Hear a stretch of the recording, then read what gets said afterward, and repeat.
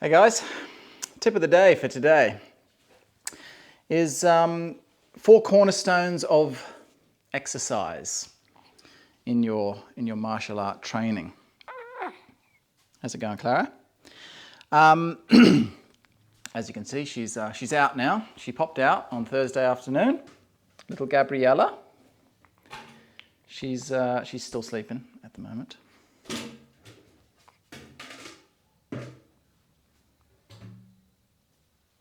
There you go. At least you're giving the camera a big yawn.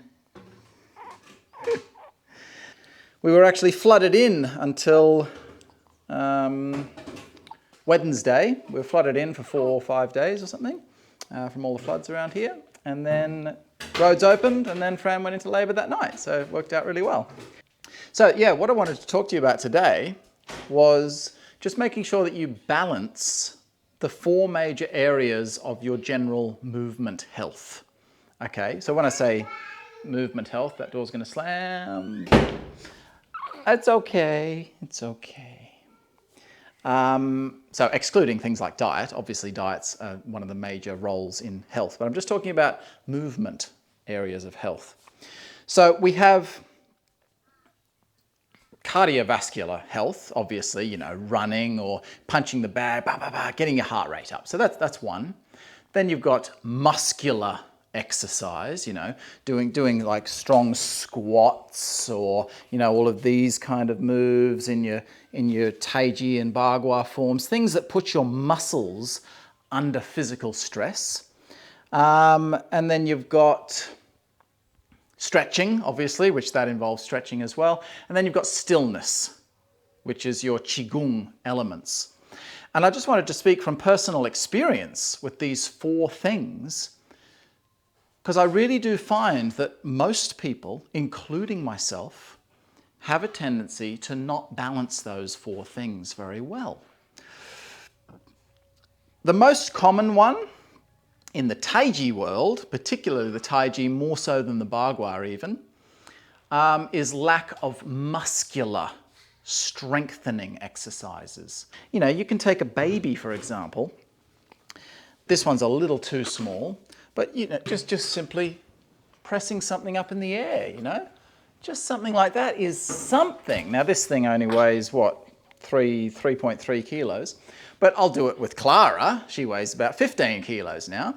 So, but with Taiji particularly, there tends to be this thing, I don't know where it came from, how long it's been around for, but this idea that tension equals bad. So people think that lifting weights is somehow bad for you.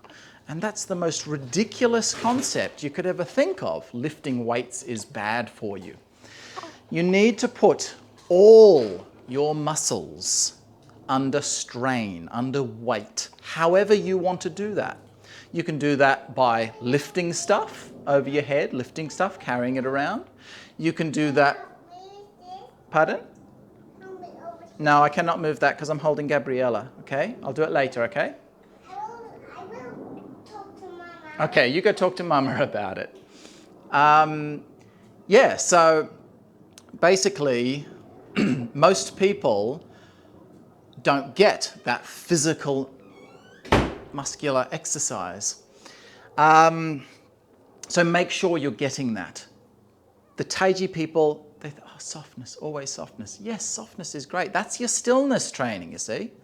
When you're doing your Taiji form or your Bagua form and you're moving in that soft, like you can barely feel your arms, that's the stillness side of things. Or when we're doing our standing Qigongs, that kind of stuff, where particularly your upper body, and even your lower body to a degree, it's like you're moving whilst sleeping or something. Your body is so soft and calm, and it just allows all your joints just to go, and everything, it just calms your body effectively. That's the calming side of balance. But you need to get that muscular side so that your muscles physically retain their strength. If you don't use them, you'll lose them. Cardiovascular, obviously, I don't need to explain to you what that is. You can get that from, you know, doing sprints, doing jogging, bag work, any kind of partner training, anything that gets your heart rate up, gets you puffing. That's going to be good for that. So you need to do some of that as well. And then stretching, obviously, we can do stretching. But yeah, all I wanted to talk to you about, again, was my own personal experience. When I don't do one of those 4, at least to some degree, they don't have to be balanced exactly the same percentages for each 4, but they need to at least all be there in your training. So like, for example, over the last few months, I've been doing lots of physical workout, been doing lots of bag workout, been doing lots of stretching, but I had been negating my Qigong, my stillness training a little bit. I hadn't really done much for a while, and I was really noticing a really stiff lower back every day, especially in the morning, really stiff in my lower spine. So I started doing standing Qigong every morning, just not a lot, just 15 minutes or so every morning. And my back pain went away like that. However, there's been times in the past where I've been doing plenty of Qigong practice. Quick, get it before it goes under the car, Clara. So yeah, as I was saying, in the past, I've done things where been doing lots of Qigong, stillness-based practice, maybe lots of stretching, and maybe lots of cardio. But I've not been doing muscular, putting my muscles under strain. I've been losing that particular area of the balance. And again, I'll get a problem somewhere. Maybe not the same problem, but I'll get a problem somewhere. My shoulder will start playing up, or my lower back, or my knee, or my neck, or something. You, Papa. So yeah, that's basically the tip of the day for today, is just really make sure that you get those 4 things to some degree. You might want to, it's nothing wrong with focusing a little more on one or the other. Just make sure that those 4 things are in your life, within your week at least. So you don't have to do all 4 in every session you do, you know. You might do a whole day of just stillness training. You might do a whole day of just cardio training, or just muscular training, or just stretching, whatever. So long as you do a little bit of each. You might practice your Taiji form and Qigong, and that might be the primary thing that you love to do. You might do that for an hour every day, or 2 hours every day. You'll still feel balanced, even if you only do, let's say you do 10 minutes of cardio every second day, and half an hour of muscular stuff 2 or 3 times a week, something like that, or even once a week. At least there's something there to bring in that balance. So the more you can do those 4 things, the better health your body will be in. This is what I've always found anyway. The more out of balance those 4 things are, the more out of balance your general health and well-being will be. And I don't just mean health in terms of disease, you know, being ill. I mean health as far as how well does your body function? How often do you get a tight neck, or pull a muscle in your shoulder, or anything like that?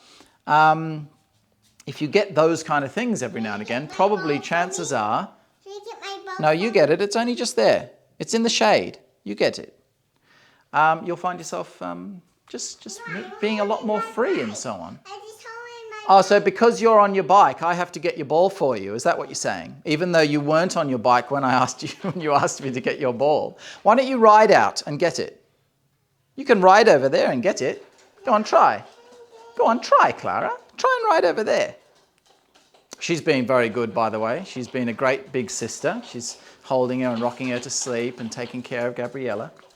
Anyway, yeah, that's all I wanted to share with you today, guys. And just obviously the news. Oh. Clara, where are you going? Well, that was funny. That was a bit silly of me, actually. I told her to go out there and get her ball, but the drive's on just a very slight downhill. And she hasn't quite figured out how to work her brakes yet on the bike, so she just started screaming and she was rolling straight out into the street. But don't worry, I caught her in time. I expected her to go into the grass, but she veered off and went straight down the road. Anyway, thanks for your time today, guys. Keep all those things in mind and live a healthy, comfortable, pain-free life. Good stuff, guys. See you soon.